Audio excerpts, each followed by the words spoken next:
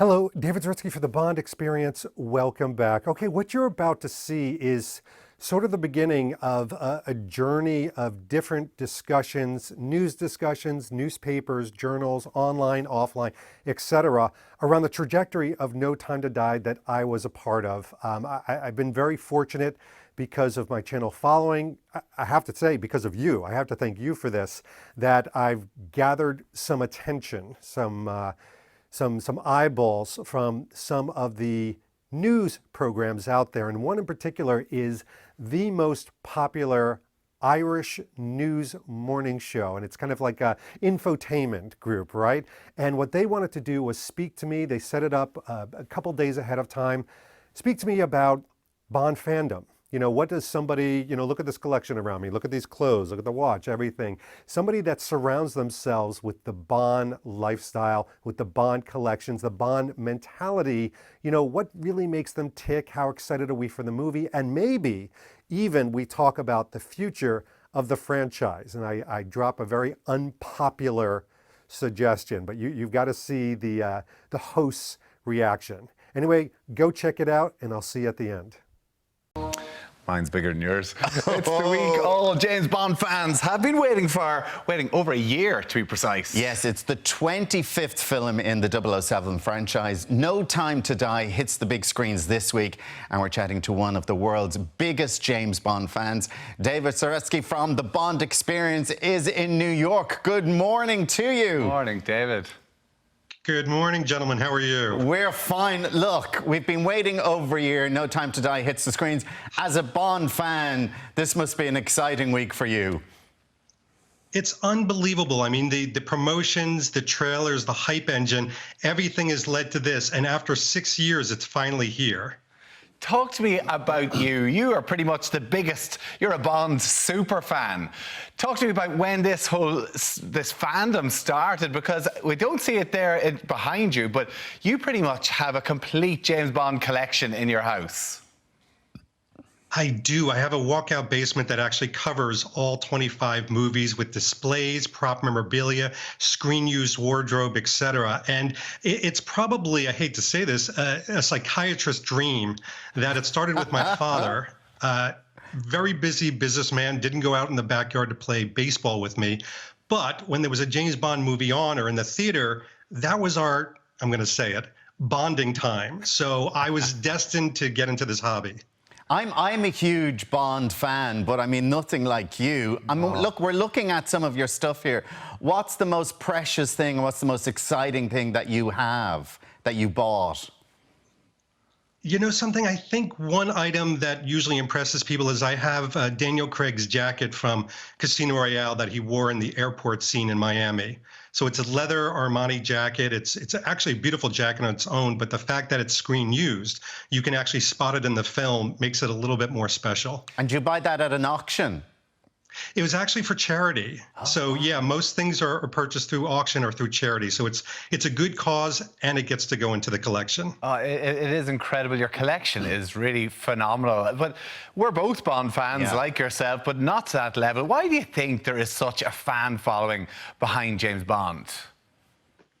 You know something, I think, especially now, it is the perfect sense of escapism. I mean, we live in a, dare I say it, a stressful world, whether it be job, family, pandemic. James Bond affords an escape. But the other thing is he's so approachable. He's not Superman. He's not this perfect person. He's like you and me. He's fallible. He's an anti-hero. So he's identifiable.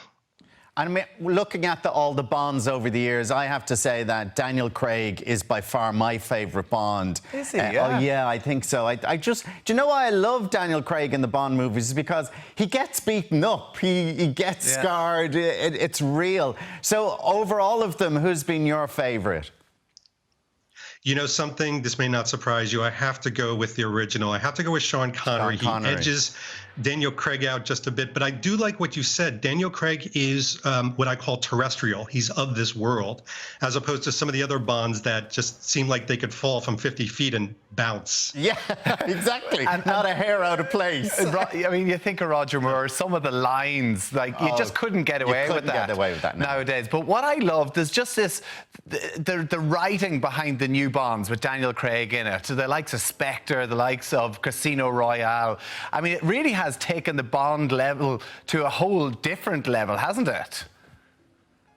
It really has. And I think, you put some good writers, some incredible filmmakers, and we're more finicky nowadays. We're not looking just for, gooey pizza and bubblegum. We're looking for hard-hitting plot, and we get it in the new films. So if Sean Connery was your favourite Bond, does that mean a Sean Connery Bond film was one of your favourite, or is there a different favourite and why?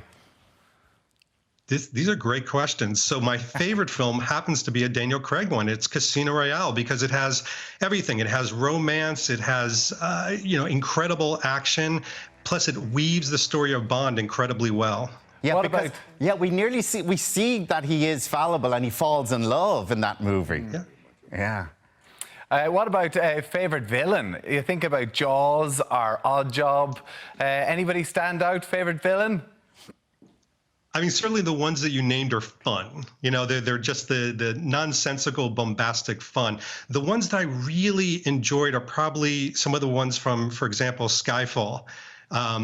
Because they are, again, written a little bit more realistically. So those are the ones that I gear towards. But who can deny themselves Goldfinger? What a moment he has. Yeah. What do your family and friends think about will we call it an obsession with Bond? You can call it whatever you want. I call it passion. Passion. But Passion maybe is I'm the in word. denial. I'm not too sure. Right? But to answer your question about family, my wife has enjoyed the fruits of the labor of this hobby because it affords us to travel, to meet new people, to go on different adventures. So she's very accepting of the ride. So have you met many Bonds over the years? I've actually met two. I've had dinner and some discussions with George Lazenby, and I've had a couple meetings with Daniel Craig and actually got to interview him. Wow. Very nice. How cool is that? I mean, because you've got a website, thebondexperience.com, you've got your own YouTube channel. I mean, is it just getting bigger and bigger? Like you mentioned there that you're able to travel all over the world for the YouTube channel. My channel has exploded, especially over the last 2 years that people have been, sort of sequestered inside. But more than that, I think my channel focuses on James Bond style, the suits, the clothing, the watches, the travel, the cars. And that seems to be people want to escape through that. So it's honestly exploded in the last year or so. David, can I ask you one more question? Who do you think will be the next Bond after Daniel Craig? I don't know who's going to be the next one. I know who I would really enjoy, and it's a popular one, so it's not very unique, and that's Henry Cavill. I think he would make an excellent Bond. Wooden. He's too wooden. I think it'd be good. Yeah, I like Henry David, Cavill. can I ask you about Barbara Broccoli did sort of say that James Bond can be any race, but not a woman. Do you agree with that? I do, and I think Daniel Craig just said something very similar. Ian Fleming wrote James Bond as a man, and I think, again, getting back to the fact that he's fallible and an anti-hero, let's poke our fingers a little bit more at men right now. Why not write a great role for a woman instead? Yeah, interesting stuff. And you're getting to go to London for the premiere, which must be very exciting. Cool. We're actually walking the red carpet with royalty and Daniel Craig himself. So we are over the moon excited. Oh, we'll keep an eye out for you. David Zaritsky from thebondexperience.com, an absolute Bond superfan. Thank you so much for joining us this morning. Oh, thank you so much, gentlemen. It was a pleasure. Yes. Nice, isn't he? Henry Cavill, though? No, definitely not. No. The No. guy from Bridgerton. Regé-Jean Page would be pretty good. He'd be pretty good, or I think. James Norton. He was in War and Peace. He's good. Oh my God! If he shouts it one more time, I'm not doing the Royal Nugent thing and shouting Tommy Bow really loudly. It's not happening. For Bond? Right. Tommy Bow! Too old. I think it'd be more of a baddie. Are you happy now? Be more of a baddie, I Are reckon. you happy now? That's it. Can you imagine him being a baddie? Okay, well, to celebrate the release of No Time to Die in cinemas from Thursday, Universal Pictures have given us an amazing trip to Austria for one lucky James Bond fan. As part of we're going to try to do it in a Bond way.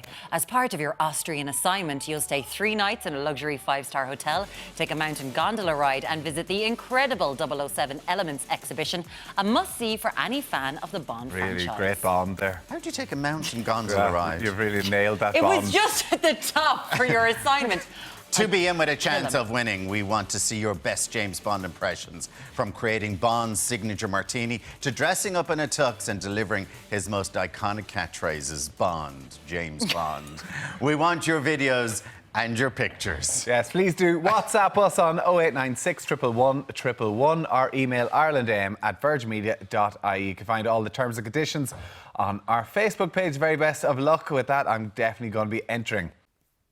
All right, that was a lot of fun. I have to say, they were incredibly generous. There was a wonderful process and organization beforehand with the producers of the show that kind of set everything up, made sure that we had B-roll that you could see in the background to make those 8 minutes as interesting as possible. Mind you, obviously that was by Zoom. I wasn't actually in Ireland and present for that, but one of the things I have to say, this was like 4 a.m. in the morning, East Coast time, which is why I look a little bedraggled, even though I'm sort of used to getting up at that time. But I hope I performed well. I hope I represented well, but a lot of fun. And the hosts, of course, were very generous. Did you see their reaction when I said Henry Cavill? Maybe that was your reaction too. I don't know, but that woman at the end was like, whoa. I'm like, why you gotta go hating on Henry? What did Henry do? Who do you like? Anyway. It was so much fun. Thank you to all of them for allowing me to be on the show. And maybe we've got some other fun things coming up in the future. So stay tuned here. Again, this has been David Zaritsky for the Bond Experience. We'll see you all real soon. Take care.